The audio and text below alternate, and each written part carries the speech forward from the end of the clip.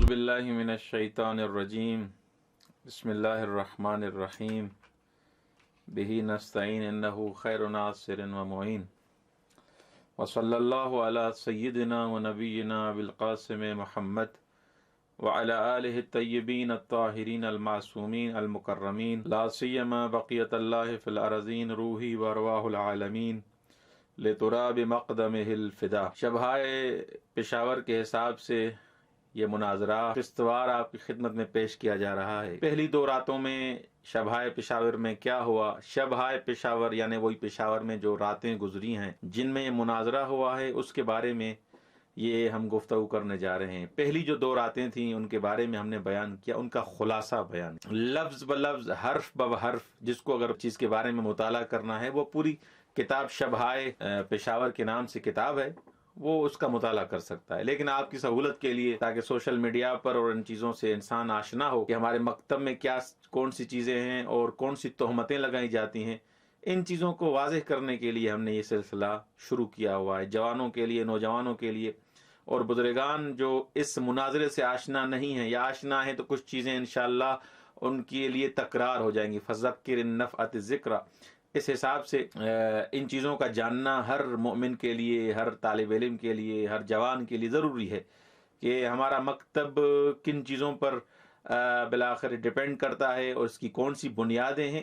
جب تک یہ آپ کو پتہ نہیں ہوگا کبھی بھی کسی بھی طرف مقابل کے سامنے آپ جواب نہیں دے سکتے۔ تو لہٰذا سب سے پہلے علم کی ضرورت ہے، آشنائی کی ضرورت ہے کہ لوگ ہم پر جو تہمتیں لگائے تھے ان کا جواب ہمارے پاس کیا ہے۔ تیسری شب میں کیا ہوا، میں جیسے طریقہ کار میرا رہا ہے، میں فارسی عبارت جو فارسی میں کیونکہ یہ مناظرہ ہوا ہے، میں بغیر کسی اپنے الفاظ کے اضافے کے جہاں پر ضرورت ہوگی شرح کی اور وضاحت کی وہاں پر میں بیان کروں گا، وگرنہ کوشش یہی ہوگی کہ حافظ اور واعظ، حافظ ان کی طرف سے ہے، واعظ شیعیان حیدر کرار کی طرف سے، ان دونوں کے درمیان جو یہ مناظرہ ہوا ہے ان کے الفاظ کو میں آپ کی خدمت میں پیش کروں۔ تیسری رات میں ہوا ایسے کہ جیسے ہی نماز مغرب ختم ہوئی تو تھوڑی بہت ریفریشمنٹ کے بعد رسمی حالت میں، رسمی جیسے جلسہ شروع ہوتا ہے، جیسے محفل شروع ہوتی ہے، اس انداز سے محفل سجی اور یہ مناظرہ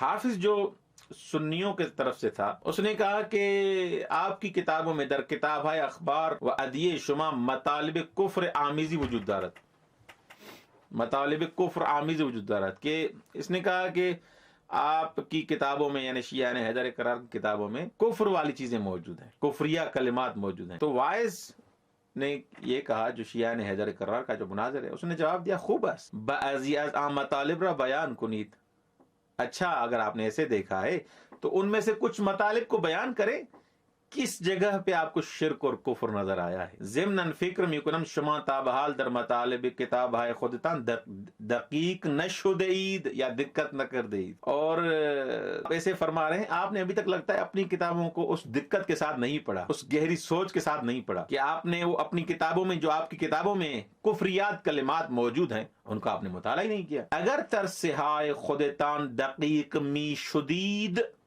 بقدری مطالب نادرست در آمی دیدید کہ دیگر در مورد کتاب ہے ما چیزیں نمی گفتی، کہ آقای حافظ اگر آپ اپنی صحاح، صحیح بخاری، صحیح مسلم، خوب ان کتابوں میں اگر دقت سے آپ مطالعہ کرتے تو اس میں ان کتابوں میں اتنے غلط مطالب موجود ہیں، اتنے کفریات کلمات موجود ہیں کہ آپ کو فرصت ہی نہ ہوتی کہ ہماری کتابوں کی طرف ہم نگاہ کرتے، اپنی کتابوں کو پڑھیں۔ اب دیکھیے گا وہ کیا جواب دے رہے ہیں۔ حافظ نے کہا کہ حرفائے خودتان نادرست ہے، آپ کی بات صحیح نہیں ہے، شما بچے حقی بھی کتاب ہے معتبر میں احانت میں کنید، آپ کو کیا حق ہے کہ ہماری کتابوں کی احانت کر رہے ہیں آپ۔ حافظ نے کہا، اہل سنت کا جو مناظر تھا، آیا نمی جانے کتاب کنون ہیچ کتابی بھی عظمت کتاب ہے صحیح بخاری و صحیح مسلم نیا آمدیاز، آپ کو پتا نہیں کہ آج تک صحیح بخاری اور صحیح مسلم جیسی با عظمت کتابیں ابھی تک نہیں آئیں۔ ان دو کتاب اساس مذہب اہل سنت پس از قرآن مجید اس کے مورد قبول تمام امت مشد، یہ صحیح بخاری اور صحیح مسلم اہل سنت کے مذہب کی بنیاد ہیں، اہل سنت کے مذہب کی بنیاد ہیں یہ دو کتابیں، یہ حافظ کہہ رہے ہیں، اور قرآن مجید کے بعد تمام سنیوں کے نزدیک یہ کتابیں قبول ہیں۔ اچھا، واعظ نے کہا وَأَمَّا کہ فرمودید این دو کتاب مورد قبول تمام امتس، آپ نے یہ جو کہا کہ یہ دونوں کتابیں یعنی صحیح بخاری صحیح مسلم کو ساری امت قبول کرتی ہے، خوب یہ غلط بات ہے آپ کی، زیرا بیش از 100 ملین شیعہ کے جز امت می باشند ان کتاب را قبول ندارن، کیونکہ اتنے کروڑ ہاں شیعہ نے حیدر کرار دنیا میں موجود ہیں، وہ ان دونوں کتابوں کو قبول نہیں کرتے، سیدھی سی بات ہے۔ تصور می کنم این اجماعی کے میگوید مشابہ اجماع امت پس از وفات نبی کریم برائے تعیین خلیفہ معاشرت، یہ جو اجماع آپ نے کہا کہ ساری امت کا اجماع ہے اس بات پر کہ یہ کتابیں صحیح ہیں، یہ بھی اجماع ایسے ہی ہے جیسے رسول خدا صلی اللہ علیہ وسلم کی شہادت اور وفات کے بعد آپ نے اجماع کیا ہوا تھا خلافت کے تعین کرنے میں، خلیفہ مقرر کرنے کے حساب سے وہ جو اجماع ہوا تھا، یہ اجماع بھی لگتا ہے ایسے ہی ہے، کیونکہ اتنے افراد اس میں موجود نہیں اور آپ نے کہا کہ سب کا اتفاق ہے۔ اچھا مشابہ اجماع، اچھا آنچ من میگویم با دلیل و برہان است، شیعہ مناظر نے کہا کہ ہم جو کہتے ہیں دلیل اور برہان کے ساتھ ہے، لذا بعض مطالب مندرج در صحائتان را میگویم تا خودتان کذالک۔ اچھا میں نے بغیر دلیل کے کہہ رہے ہیں، میں نے بات نہیں کی، میں نے خود وہ مطالب پڑھے ہیں اور آپ کی خدمت میں پیش کر رہا ہوں۔ حافظ نے کہا بے فرمائید حضرت آگا بیان کریں کہ آپ نے کہاں پر دیکھے ہیں کہ صحیح بخاری اور صحیح مسلم میں غلط مطالب موجود ہیں۔ واعظ نے کہا در صحیح بخاری حدیث از طریق ابو ہریرہ برسول اکرم نسبت داده شده است، آپ کی صحیح بخاری میں ایک روایت ہے جو ابو ہریرہ نے خود رسول خدا صلی اللہ علیہ وسلم کی طرف نسبت دی ہے اس حدیث کی۔ حدیث کیا یہ ہے کہ در روز قیامت خدا بصورت خاصی ظاہر می شود کہ آدمیان می توان او را ببینند، یہ صحیح بخاری میں لکھا ہے کہ العیاذ باللہ قیامت کے دن خدا ایک خاص شکل میں ظاہر ہوگا کہ سارے لوگ اس کو دیکھیں گے۔ اس کے بعد فرماتے ہیں من پروردگار شما ہستم، جب خدا ان کو دیکھ رہے ہیں گے، خدا ان کو دیکھ رہا ہوگا تو خدا ان کو کہے گا کہ میں تمہارا پروردگار ہوں۔ مومنان عرض می کنند، یہ صحیح بخاری میں ہے، مومن کہیں گے پناہ بے خدا می بریم کہ تو خدا ما باشی، ما گوری نیستیم غیر از خدا یکتا را عبادت کرتے باشیم، کہ انہوں نے کہا کہ پناہ ہے کہ ہم بالآخر کہ ہم تو ہمارا خدا ہے اور ہم اس گرو سے نہیں ہیں، اس ٹولے سے نہیں ہیں کہ خدا یکتا کے علاوہ کسی اور کی عبادت کریں۔ تو خدا ان کو جواب دے گا آیا بین شما و خداوندتان نشانی است کہ بے وسیلے آن او را بشناسید، تو خدا ان کو کہے گا کہ آپ کے پاس کوئی نشانی اور کوئی علامت ہے جس سے آپ اپنے خدا کو پہچانیں۔ می گوین آری، وہ کہیں گے مومن کہیں گے جی بس خدا ساق پائے خود را برہنے کر دے بے بی آنان نشان می دہد، یہ صحیح بخاری میں بابا جان کہ خداوند متعال کیا کرے گا، اپنی پنڈلی کو اپنی ساق کو ظاہر کرے گا، برہنہ کرے گا، ہاں اور ان کو دکھائے گا۔ در این ہنگام مومن سر خود را بالا می کنن و خدا را بے ہمان شکلی قبل دیدے بودن می بینن، تو اس کے بعد یہ مومن اپنا سر اوپر کریں گے اور خدا کو اس حالت میں دیکھیں گے جیسے پہلے دیکھا تھا انہوں نے۔ وہ اقرار می کنن کہ تو خدا ہے مائی، اور اقرار کریں گے کہ تو ہمارا خدا ہے۔ یہ صحیح بخاری میں روایت ہے کہ پنڈلی ہوگی، خدا اپنی پنڈلی کو ننگا کرے گا اور لوگوں کو دکھائے گا، پھر وہ کہیں گے مومن کہیں گے ہاں ہاں ہاں خدا یہی ہے ہمارا، شمارا بھی خدا آیا ان حرفہ برخلاف نص قرآن نیست۔ اب شیعہ مناظر نے کہا کہ بتاؤ یہ جو ابھی روایت آپ نے صحیح بخاری میں لکھی ہوئی ہے، صحیح بخاری میں بلکہ موجود ہے، آپ نے کیا لکھی ہے، تو یہ قرآن کی نص کے خلاف نہیں ہے؟ آیا خدا در آئے 146 سے سورہ اعراف رؤیت خدا را بسرات نفی نہ کر دیا؟ کیا خداوند متعال نے سورہ اعراف کی آیت نمبر 143 میں کیا اپنی رؤیت کی نفی سراحت سے نہیں کیا کہ مجھے کوئی نہیں دیکھ سکتا؟ خدا نے تو قطعاً نفی کر دی کہ کوئی بھی مجھے نہیں دیکھ سکتا، نہ نبی، نہ امام، نہ کوئی مرسل، نہ عام آدمی، کوئی نہیں دیکھ سکتا۔ خوب یہ 143 نمبر سورہ اعراف کی آیت ہے، اور آپ کی صحیح بخاری میں کیا موجود ہے کہ خدا دیکھے گا، خدا کو وہ دیکھیں گے، پنڈلی ظاہر ہوگی، پھر وہ کہیں گے ہاں یہی خدا ہے۔ یہاں پر سید عبدالحی وہ کہتا ہے کہ مناظرے میں سید عبدالحی کے نام سے ایک شخص ہے، اس نے گفتگو شروع کی، وہ کہتا ہے کہ علی کرم اللہ وجہہ فرموده است خداوندی را که نبینم بندگی نمی کنم، اعتراض کیا اس نے کہ بھائی اگر ایسی بات ہے تو مولا علی نے بھی یہی کہا ہے. یہ سنیوں کی طرف سے ایک شخص تھا جس کا نام سید عبد الحی ہے. وہ کہتا ہے کہ علی کرم اللہ وجہ نے بھی یہی فرمایا ہے کہ میں اس خدا کی عبادت نہیں کرتا جس کو نہ دیکھوں. بس اس سے معلوم ہوتا ہے کہ خدا کو دیکھا جا سکتا ہے. لہذا یہ روایت جو صحیح بخاری میں صحیح ہے، اس کا کہنے کا مطلب یہی تھا نا، کیونکہ اس کے توجیہ میں یہ روایت لے کے آیا. شیعہ مناظر نے جواب دیا کہ بابا جان شما فقط بخشی حدیث را خواندید، حدیث کا ایک ٹکڑا پڑھا. اگر اجازت دہید من تمام انرامی خونا، میں پوری حدیث آپ کے سامنے پڑھنا چاہتا ہوں. جو مولا علی کے بارے میں آپ نے یہ کہہ رہے ہیں، میں پوری حدیث پڑھنا چاہتا ہوں. پوری حدیث پڑھیں. از امام صادق علیہ السلام نقل شدہ ہے کہ یہ عالم یہودی، اب یہ پوری روایت ہے جو انہوں نے نسبت دی سید عبد الحی نے مولا علی کی طرف. یہ پوری حدیث سنیں. اچھا، امام صادق علیہ السلام سے نقل ہوا ہے کہ یہ عالم یہودی بے امیر مؤمنان عرض کرت. یہودی ایک عالم تھا، مولا کے محضر میں عرض کی اس نے کہ آیا تو در ہنگام عبادت خدا رمی بھی نہیں، کہ اے علی کیا عبادت کے وقت تم خدا کو دیکھتے ہو؟ حضرت فرمو خدا ایرا کہ نبینم عبادت نہیں کنم. مولا نے کیا فرمایا؟ اس خدا کو جس کو میں نہ دیکھوں عبادت نہیں کرتا. عرض کر اب آگے دیکھیں، حدیث کو آگے پڑھیں، یہاں ختم نہیں ہو حدیث. اس نے عرض کی کہ اے علی آپ خدا کو کیسے دیکھتے ہیں؟ تو مولا نے فرمایا کہ میں ان آنکھوں سے من خدا باریرا بچشم سر نمی بینم، ان آنکھوں سے نہیں دیکھتا بلکہ بچشم دل می بینم، دل کی آنکھوں سے دیکھتا ہوں. علاوہ بر تمام مطالب علماء خدا سب نمودن کہ دیدن خدا محال عقلی است. اور یہ خود آپ اہل سنت والے افراد بھی مانتے ہیں کہ خدا کو دیکھنا عقلاً محال ہے.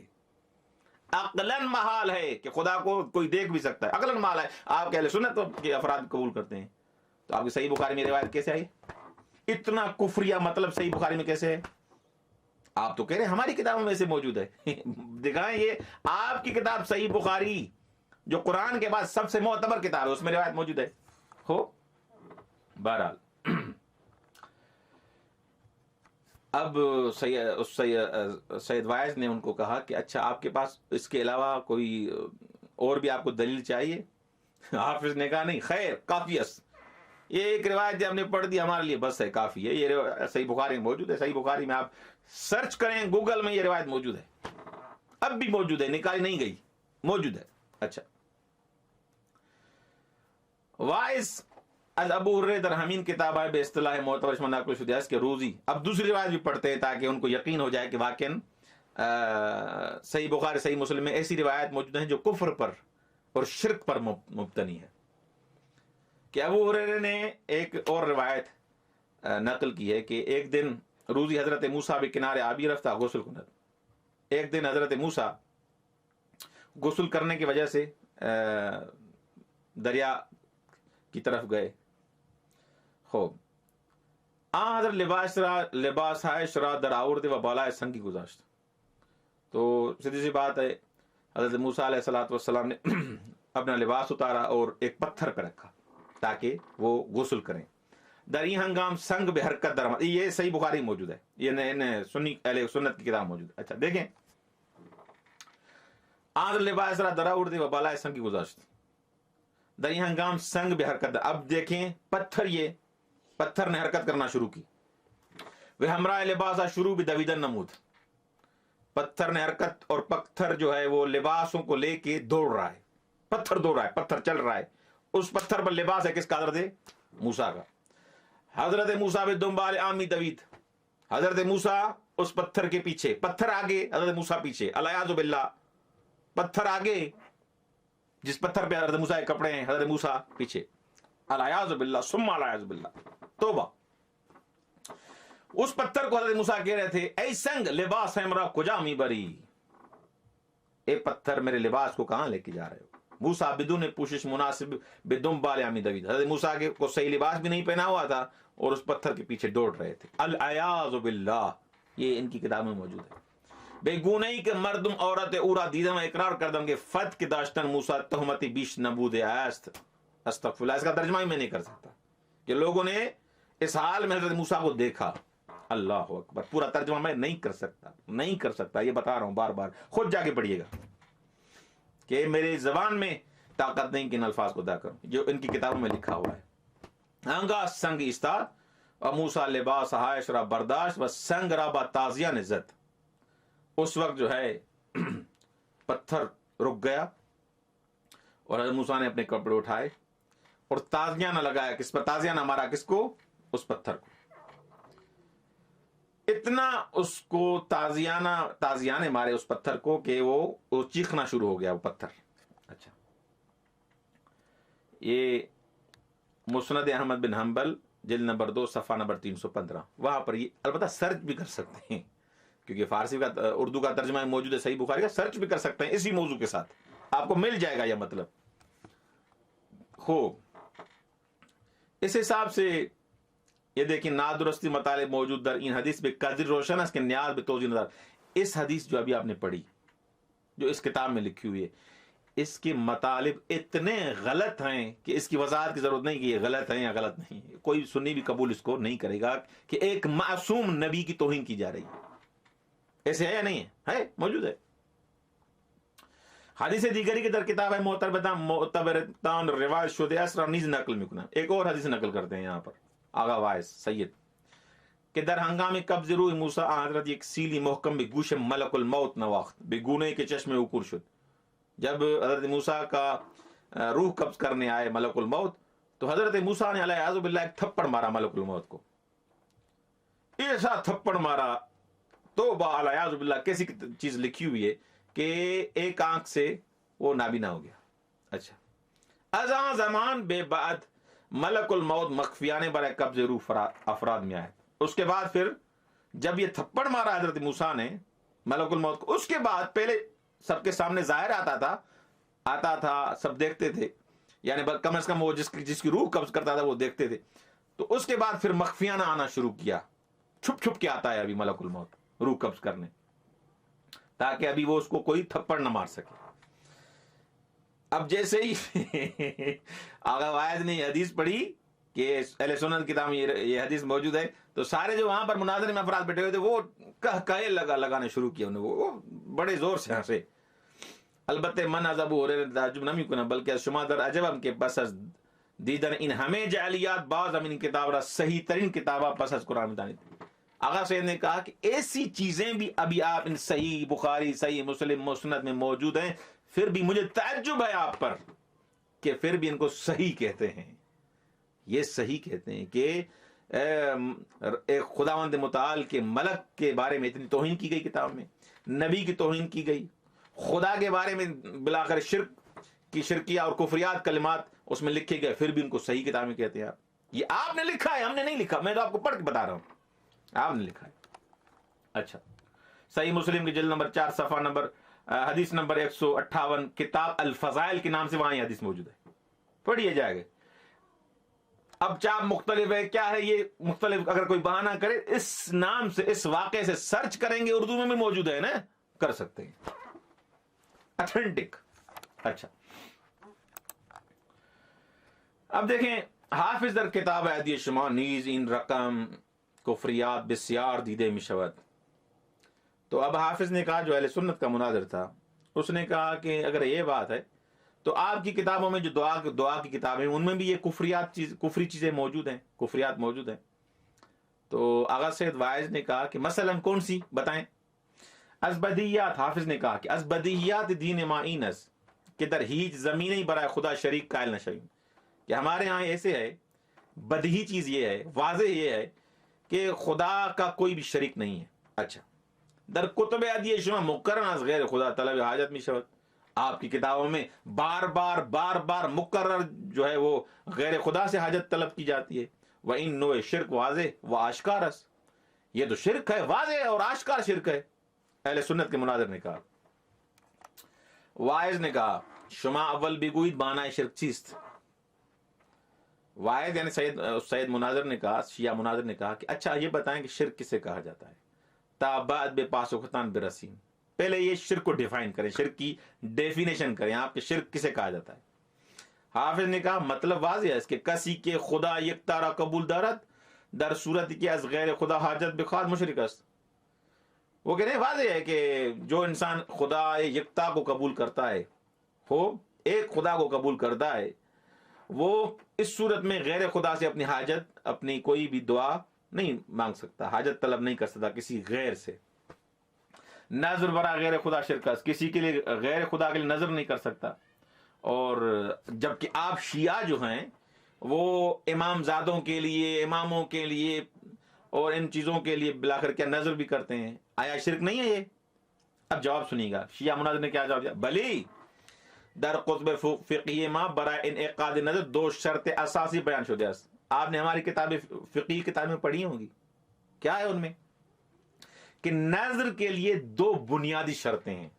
نظر، آپ جب نظر کرتے ہیں اس کے لیے دو بنیادی شرطیں ہیں کہ اگر یکی از این دو شرط نہ باشد نظر باطل است.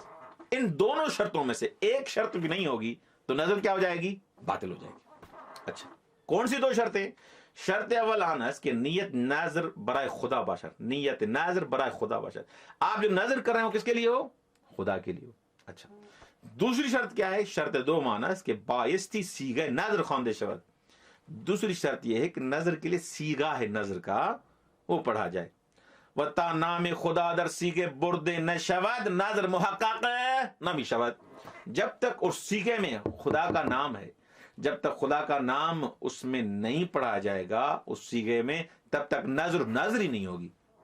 مثلا نظر می کند اگر حاجت برآورد شود گوسفندی را برائے خدا در حرم میں امام یا امام زادے قربانی کند. مثلا کوئی نظر کرتا ہے کہ اگر مجھے خدا نے بیٹا عطا کیا، یہ بیٹا میں اپنی طرف سے اضافہ کر رہا ہوں، اس متن میں نہیں ہے، انہوں نے کہا کہ کوئی بھی حاجت ہو، میں وضاحت کے لیے کہہ رہا ہوں، اگر خدا نے مجھے بیٹا عطا کیا یا میری شادی ہو گئی یا مجھے گھر ملا یا مثلا میرا فلاں کام ہو گیا تو میں امام کے حرم میں قربانی کروں گا، ایک بکرے کی، ایک بھیڑ کی، ایک گائے کی قربانی کروں گا، امام کے حرم میں قربانی کروں گا، لیکن برائے خدا کے لیے. تو آغا حافظ اس میں کہاں پر شرک ہے یہ مجھے بتائیں. تو حافظ نے کہا کہ خدا کے علاوہ کسی اور سے حاجت طلب کرنا یہ شرک ہے. وائز نے کہا، سید اسی شیعہ مناظر نے کہا کہ عزیزم، میرے عزیز، اگر حاجت خواستن از غیر خدا شرک است کہ ہمیں عالم و آدم مشرک است. کسی غیر خدا کے علاوہ کسی اور سے ضرورت اپنی مانگنا، لینا، ہاں کوئی بھی ضرورت ہو، کوئی حاجت ہو، اس سے اگر انسان مانگے، کیا اگر ایسے یہ شرک ہے تو پوری دنیا مشرک ہے. آیا انبیاء از مردم کمک نمی گرفتن؟ کیا انبیاء علیہ السلام لوگوں سے مدد نہیں لیتے تھے؟ آیا حضرت سلیمان برائے آوردن تخت بلقیس از مخلوق کمک نہ خواست؟ کیا حضرت سلیمان نے اس بلقیس کے تخت کے لیے ہاں مخلوق سے، حالات جن تھا جو بھی تھا، درست، اس سے مدد لی یا نہیں لی؟ درست، یا مدد نہیں لی؟ آیا شما برا رفع حوائج روزمرہ از مردم کو کیا آپ اپنی زندگی میں آپ دیکھیں روزمرہ کی زندگی میں اپنی ضرورتوں کو دوسروں سے نہیں لیتے؟ جو بھی مثلا آپ کی ضروریات ہیں، پانی، کھاب گیس وغیرہ، بجلی، مثلا دوسروں سے نہیں لیتے. وقت امام یا علی ادرک نہیں، در حقیقت ایشان درخواست کمک میں کنی وسیلہ ایشان میں خدا توجہ میں کنی. جب ہم کہتے ہیں یا علی ادرکنی، یا علی مدد، تو ہم مولا کو وسیلہ بناتے ہیں کہ ان کے وسیلے سے ہم خدا تک پہنچے. نہ ان کو خدا سمجھتے ہیں، ہاں خدا ہم نہیں سمجھتے، ان کو وسیلہ بناتے ہیں. تو آپ روزمرہ کی زندگی میں کبھی زید سے مدد لی، کبھی بکر سے مدد لی، کبھی خالد سے مدد لی، کبھی کسی سے مدد لی، کبھی کسی سے موبائل لیا، کبھی کسی سے پانی کی مدد لی، ہاں کبھی کسی کا سامان اٹھایا، کہ کبھی کسی نے آپ کا سامان اٹھا دیا. یہ ساری روزمرہ کی زندگی میں آپ یہ مدد لیتے ہیں، دوسروں سے نہیں لیتے. کیا یہ شرک ہے؟ نہیں، یہ شرک نہیں ہے. ہم مولا علی بن ابی طالب علیہ السلام کے روزے پہ جاتے ہیں اور مولا کا واسطہ دیتے ہیں خدا کو، نہ کہ ہم خدا مانتے ہیں علی بن ابی طالب کو. دونوں چیزوں میں فرق ہے. اور نظر کا ہم نے آپ کے مظہر میں دو بنیادی شرطیں قرار دیں کہ نظر خدا کے لیے ہو اور سیغے کے ساتھ پڑھا جائے. اچھا، اب حافظ نے کہا چرا شما شیعہ بدنبال وسیلے ہستی. اب وسیلے کی بات بحث شروع ہو گئی ان کے درمیان کہ آپ شیعہ وسیلے کے پیچھے کیوں ہیں؟ چرا مستقیما از خدا حاجت طلب نمی کنید. آپ ڈائریکٹ خدا سے کیوں نہیں مانگتے؟ خدا سے ڈائریکٹ مانگیں، وسیلے کے پیچھے کیوں ہیں؟ سید مناظر نے کہا کہ حاجت خواہی مستقیم از ذات باری تعالی نیز مورد توجہ محض، ہم خدا سے ہی مانگتے ہیں. ولی این کہ چراما به دنبال وسیله هستی مربوط میشن به دستوری که خداوند متعال در آیت 35 سورہ مائده میں ما مومنین به ما مومن داده است. باقی یہ جو آپ کہہ رہے ہیں کہ وسیلے کے پیچھے کیوں ہیں، یہ ہمارا حکم نہیں، ہم نے اپنی ایجاد نہیں کی. خداوند متعال نے سورہ مائدہ کی آیت نمبر 35 میں یہ حکم دیا ہے، اور خدا نے فرمایا وابتغوا الیہ الوسیلہ، وابتغوا الیہ الوسیلہ. می بینید کہ ما طب کے دستور نبی مکرم اسلام صلی اللہ علیہ وآلہ وسلم خاندان حضرت را وسیلہ تقرب خود بسوی اللہ میدانی. خدا نے جب کہا ہے کہ وسیلہ ڈھونڈو، تو ہم اس کائنات میں، ان عالمین میں رسول خدا اور اہل بیت علیہ السلام سے زیادہ مکرم، جو خدا کے زیادہ قریب ہیں، کوئی نہیں سمجھتے، تو لہٰذا ہم ان کو وسیلہ بناتے ہیں. خدا نے خود کا فرمایا ہے وابتغوا الیہ الوسیلہ. حافظ نے کہا کہ در کجا پیغمبر چنین دستوری دادین. یہ آپ ایسے بات کر رہے ہیں، حافظ یعنی سنی مناظر نے کہا کہ یہ پیغمبر نے کہاں پر ایسا حکم دیا ہے. وائز نے کہا کہ اچھا، ابن ابی الحدید نقل می کنات کہ حضرت زہرا سلام اللہ علیہا فرمود. ابن ابی الحدید کہتا ہے، نقل کرتا ہے کہ جناب زہرا سلام اللہ علیہا نے فرمایا حمد می کنم خدای را کہ از پرتو نور عظمتش اہل آسمان و زمین بندگی میں کنم، میں اس خدا کی حمد کرتی ہوں بالآخرے جس خدا کی لوگ بندگی کرتے ہیں. وذات اقدس او ہدف تمام وسائل میں باشد و مائی وسائل درمیان خلق. یہاں پر میں ترجمہ فقط اس کا کر رہا ہوں، یہ پوری روایت پڑھ لیجیے گا کہ ہم اہل بیت نحنو، ہم اہل بیت خدا کے کیا ہیں؟ وسائل ہیں، واسطے ہیں. درست، واسطے فیض ہے در واقع، جیسے میں کہوں.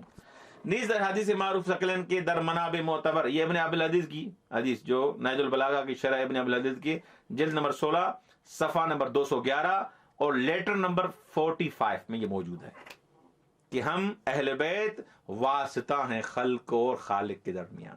درست.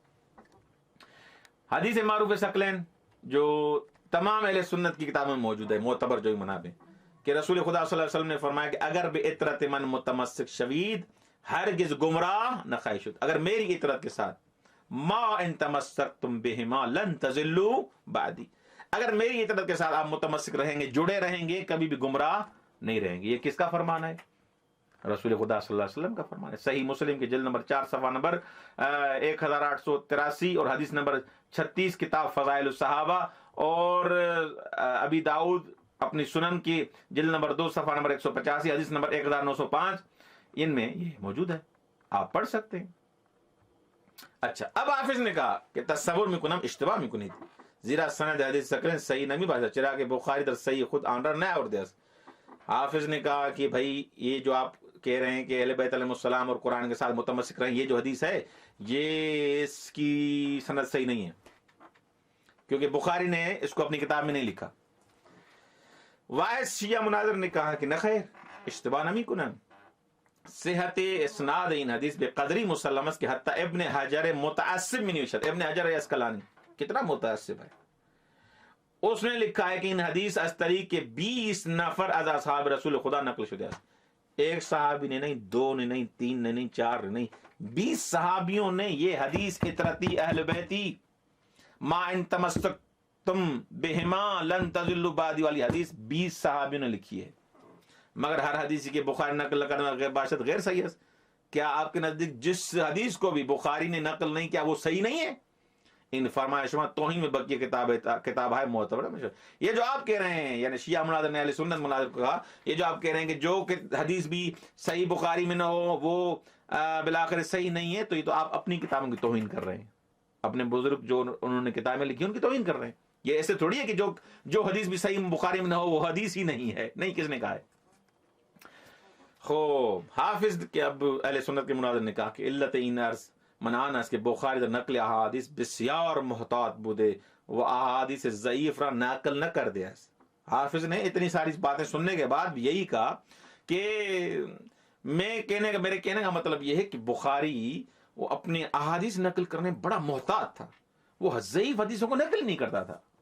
واعظ نے کہا، سید مناظر نے کہا کہ اصلاً وابدا ایسے نہیں ہے، ایشان ہر چرا میں شنی دے اگر با عقائد شاماں بودے نقل میں کر دے. یہ جو چیزیں سنتے تھے اور اس کے عقیدے کے اگر مطابق ہوتی تھیں تو اس کو نقل کرتے تھے، اور جو چیز اس کے عقیدے کے مطابق نہیں ہوتی تھی آنڈرا کنار میں گزاشت جس ان حدیثوں کو کیا کر دیتے تھے، یہ ادھر ادھر کر دیتے تھے، اس کو لکھتے ہی نہیں تھے. شیخ ابو ہریرے حدیث سکرنرا بقید کتاب اللہ و سنتی نقل نمودیس. شیخ نے کہا، وہ بھی جو سنیوں کی طرف سے تھا، اس نے کہا کہ ابو ہریرے نے اس حدیث سکلین کو کتاب اللہ و سنتی کی قید سے یعنی ان الفاظ کے ساتھ نقل کیا ہے. ہو واعظ نے کہا، شیعہ مناظر نے کہ ان گفتے ابو ہریرے از درجہ اعتبار ساکت ہے. یہ ابو ہریرے کی یہ جو بات ہے یہ اصلا ساکت ہے، صحیح نہیں ہے. زیرا با نقلہ مشہوری کے توسط ادعے کثیر علماء خود تن مترشد ہے در تضاد میں باشد، کیونکہ آپ کے علماء نے جو زیادہ جو چیز نقل کی ہے وہ اس کے تضاد میں آ جائے گی، ضمناً اس کی ضد ہو جائے گی. ضمناً ان را ہم اضافے کنم کہ نقل ابو ہریرہ با مبانی عقلی ہم ناسازگار ہے. جو ابو ہریرہ نے نقل کیا ہے وہ عقلی منابع کے ساتھ سازگار بھی نہیں ہے. زیرا مبین قرآن نمی تو چیزی باشد کہ خودش نیاز میں مبین دارد، خود سنت احتیاط میں مبین دارد، بس چیگوں نے ممکن ہے اس کے مبین قرآن باشد.